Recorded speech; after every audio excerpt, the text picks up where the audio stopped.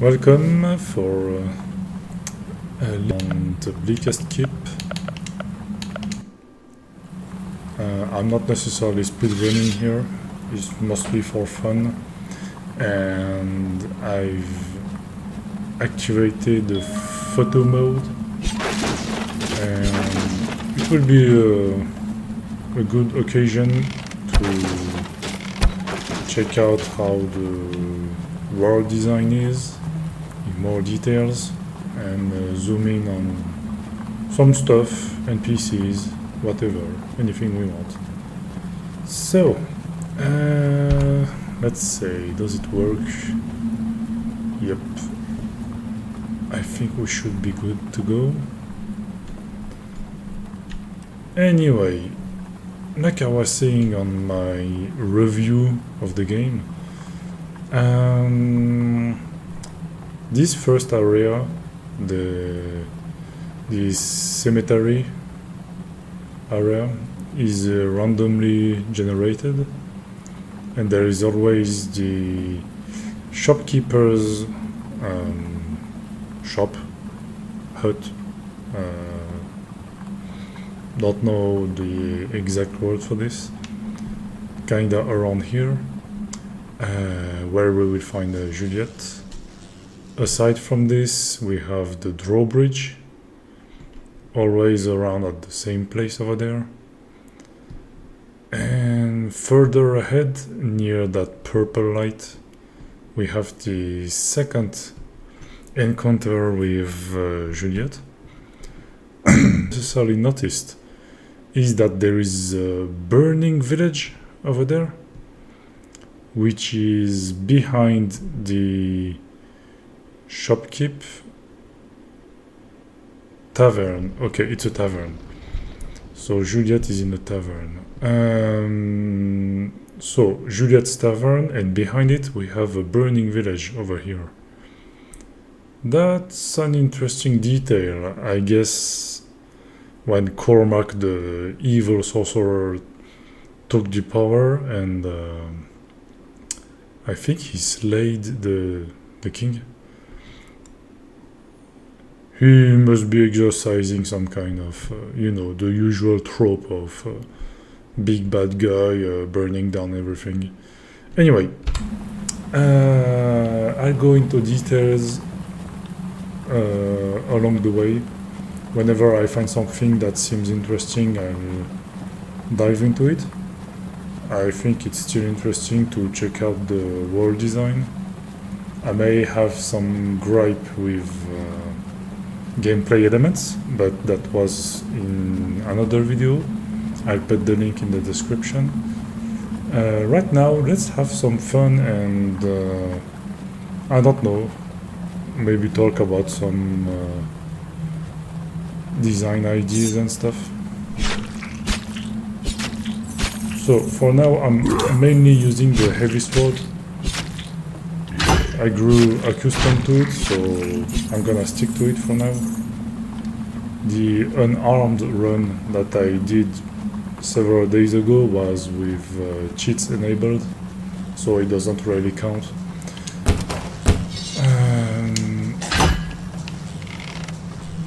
I guess for now my best starting gear is the heavy sword.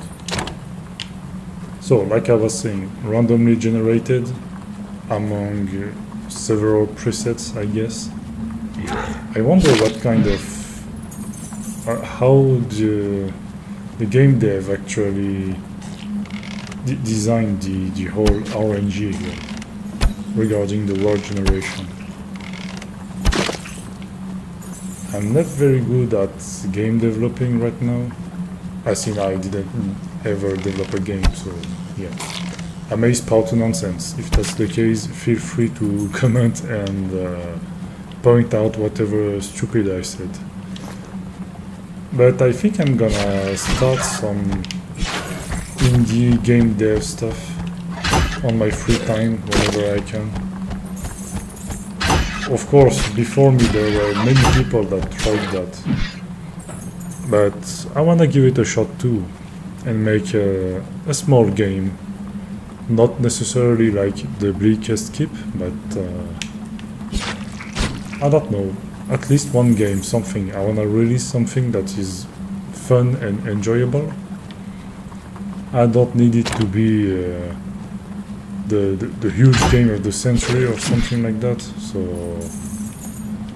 yeah, it's mostly for my personal.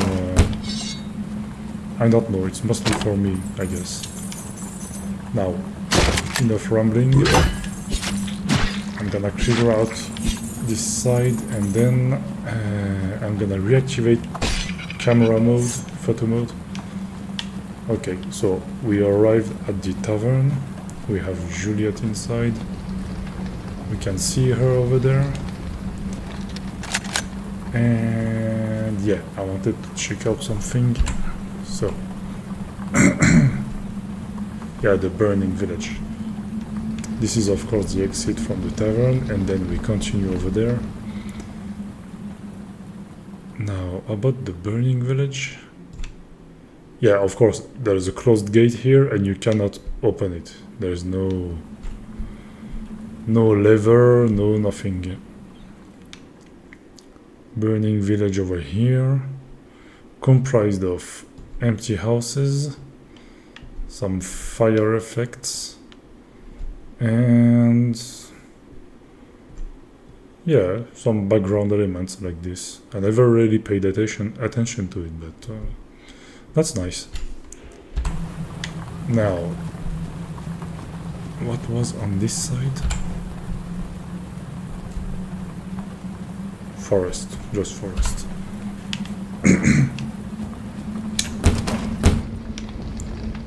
Yeah, by the way, when you kick open the door, I think it's the only way to open doors in this game.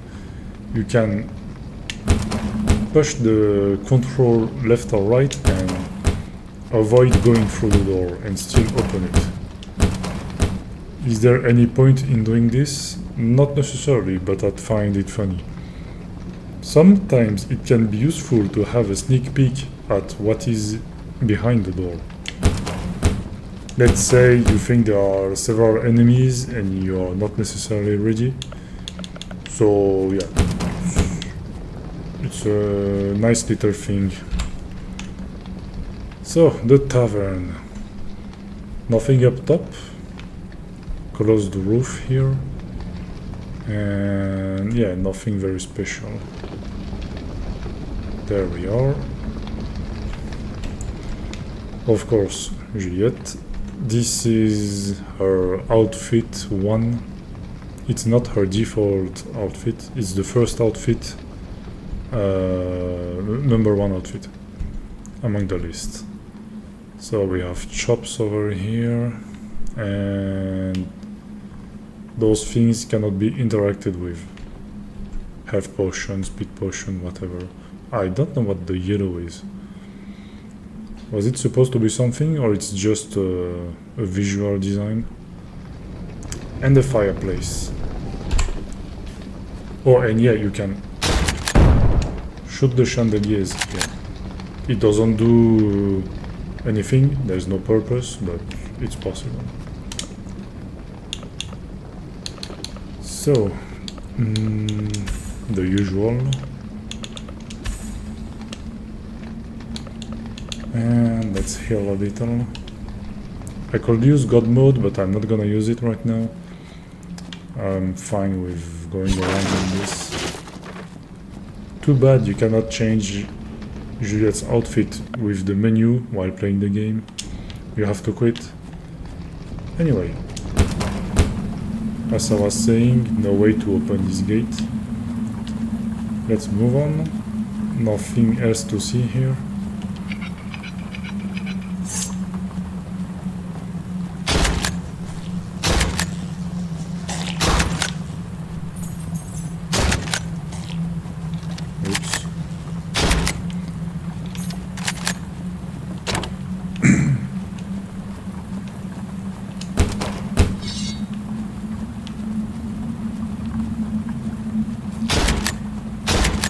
I guess if I was to design a first game, I've seen a lot of people say that it's usually easier to go for a 2D game, but I don't know. I guess first I have to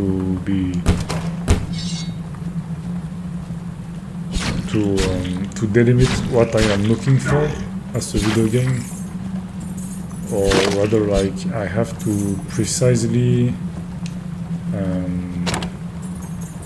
figure out what I want in the game, and more importantly, what kind of features, detail, design I do not want in the game. What is to be included and what is to be excluded among everything, like sound, design, world building, stuff like this. I'm not even sure what I'm talking about, to be honest, but it feels interesting. I'd like to see where I could go with this.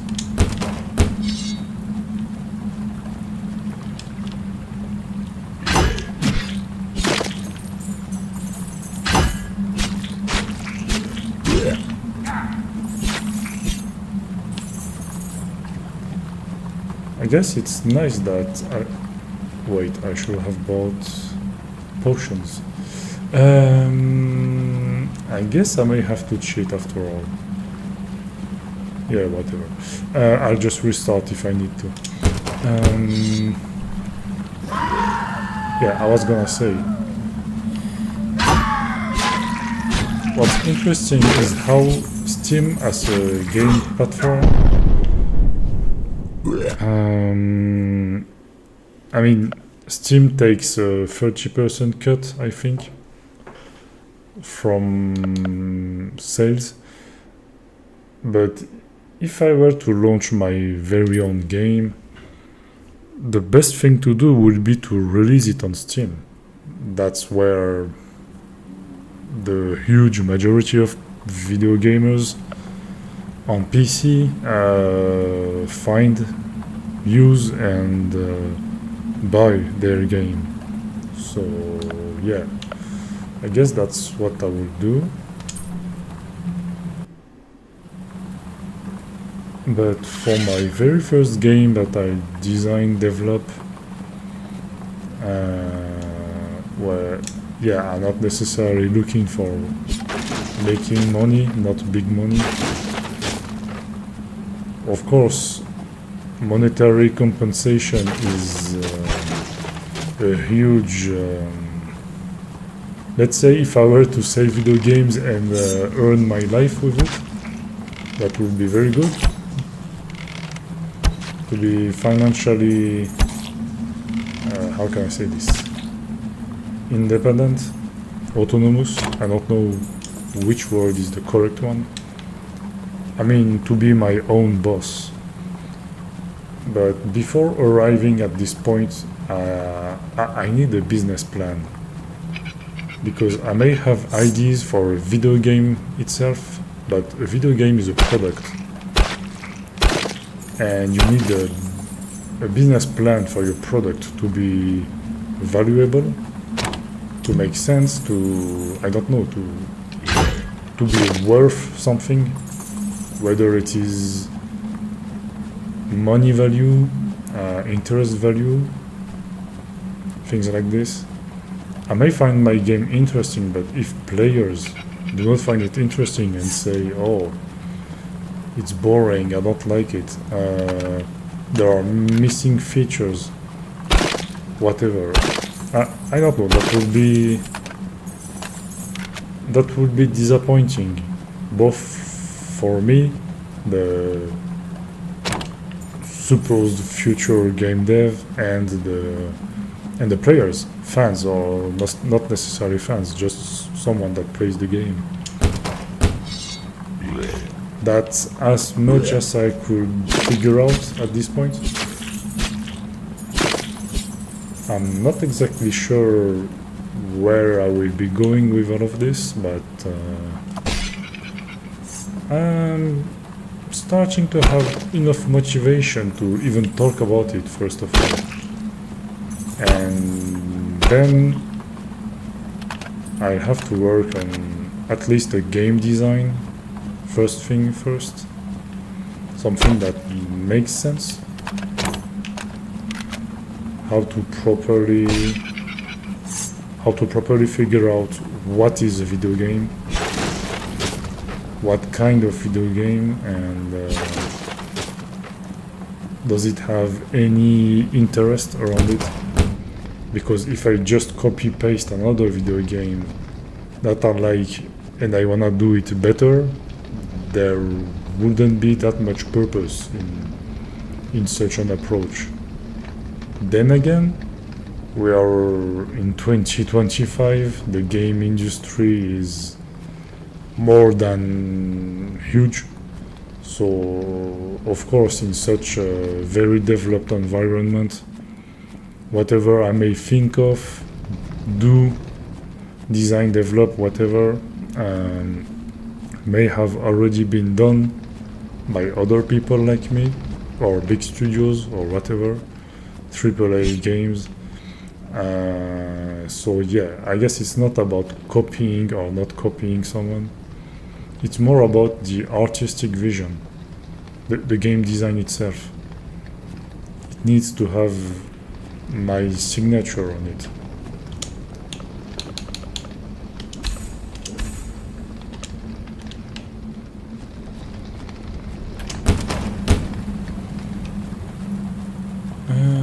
Let me activate the camera mode for now. I wonder what those spirals are. There's a big green one right up the sky, another one atop the castle and the main tower over there. We have the moon here, and there is a red spiral over there, and some kind of red filter going across the sky.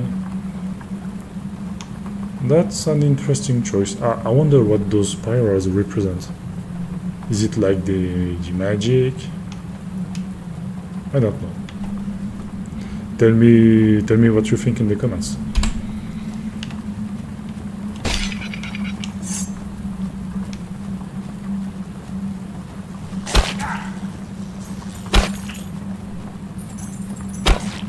I'm doing a lousy job right now with those pesky little flies.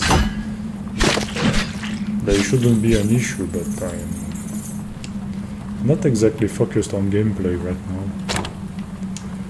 Bloody revolver.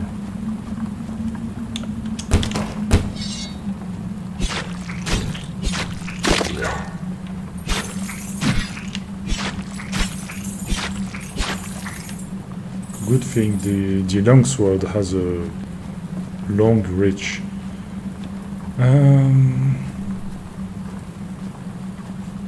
I thought for a second there was some kind of what's the word? Hashtag symbol here. I have the French word for it, dièse, but I don't remember the English one aside from hashtag. Anyway.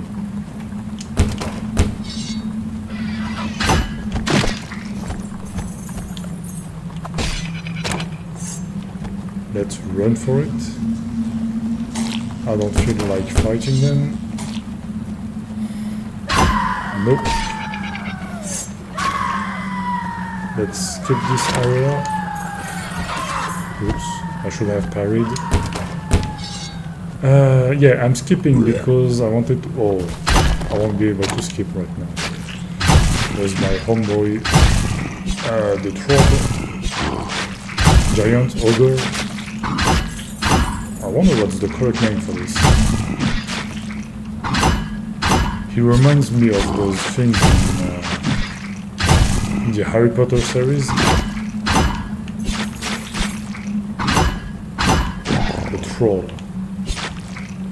I guess it's an ogre. Due to his face and his teeth. Anyway. Let's get here. Second place where we can meet Juliet. I should have changed her clothes when I restarted. Anyway, let's be all.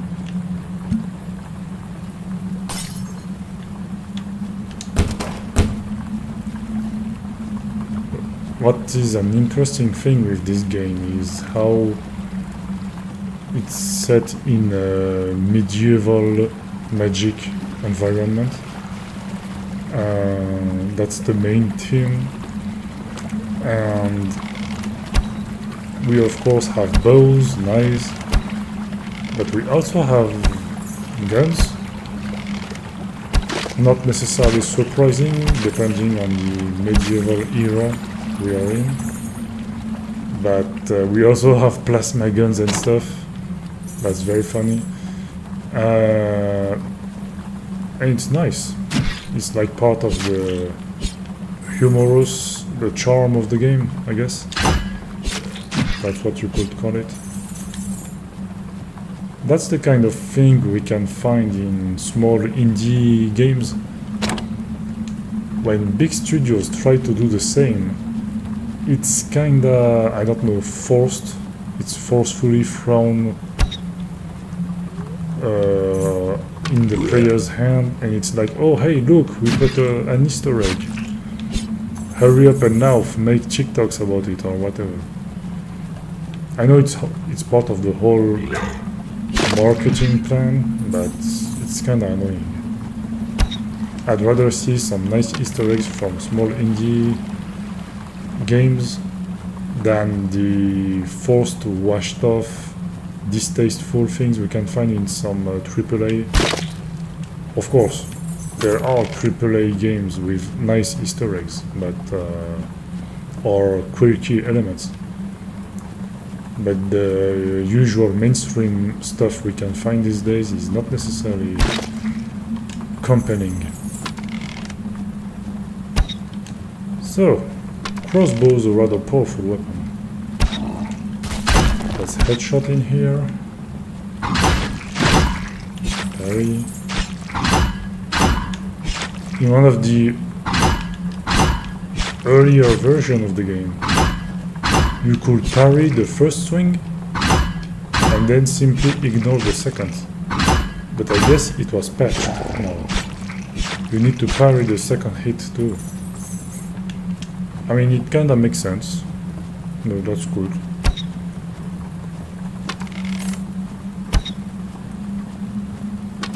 It's what I could consider balancing the game without breaking the game, or making it needlessly easier nor needlessly harder. That's a good balance.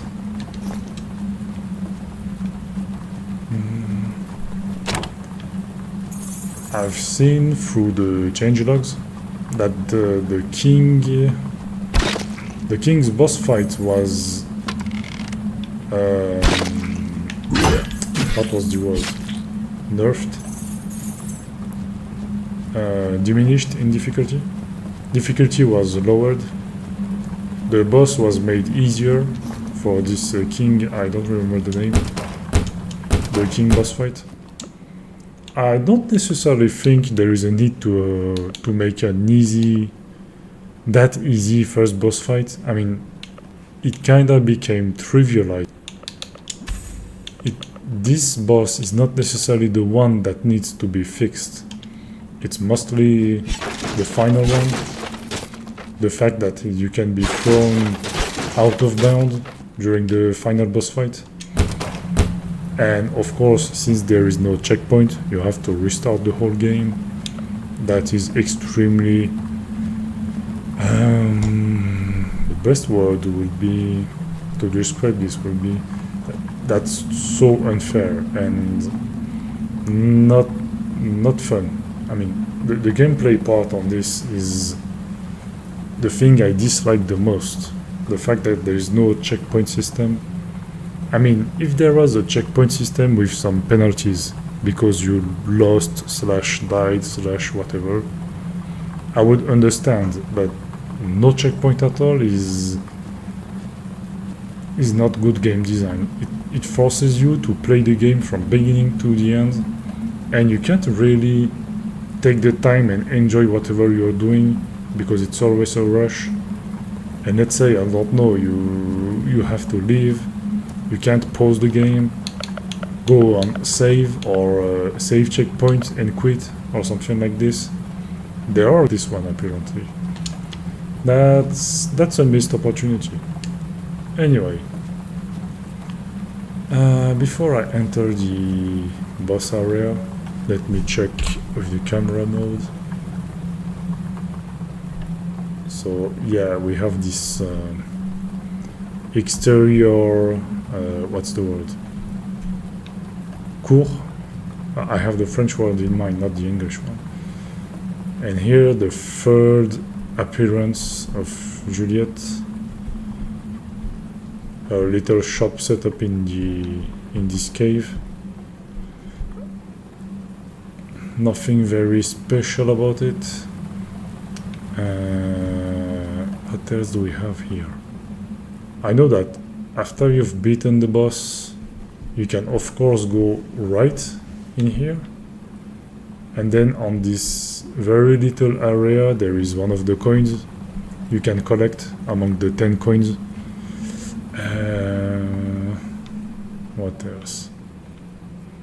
Of course, there was also a coin near the drawbridge, but this is not a video showing all the 10 coins location. I'll let you check out one of the Steam guides that is rather well done. Otherwise, there are other YouTube videos or whatever. As soon as you go through this gate, the game loads the next area. And this part simply disappears. I guess it's some kind of placeholder. The watercolor is blue here. When you reach this place while playing the game, it turns green. Green for sewers, I guess.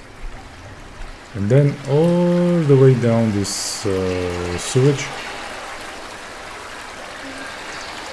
I'm just gonna check what's down inside here. Just a little texture, and then, yeah. Oh, that's interesting, there's something over there.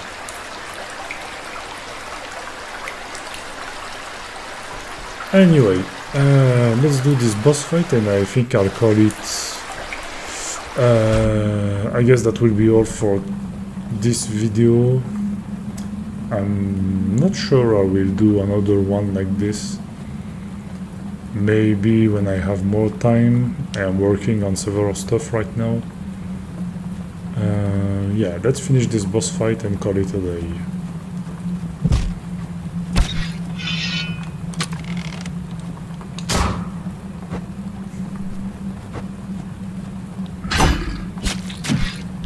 It takes so much time to aim and shoot that I actually get hit. That's funny.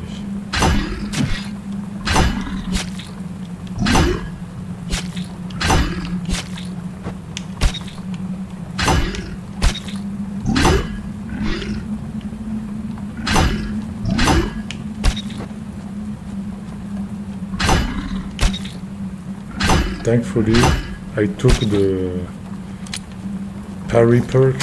When you parry, it reloads your weapon. I don't have health potions. I'm gonna have to be careful.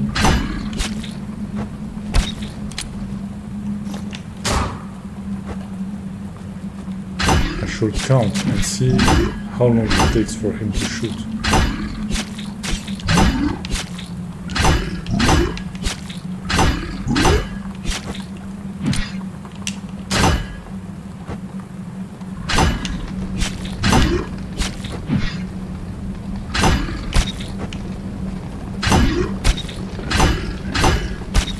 I'm gonna finish him with the crossbow, just like that.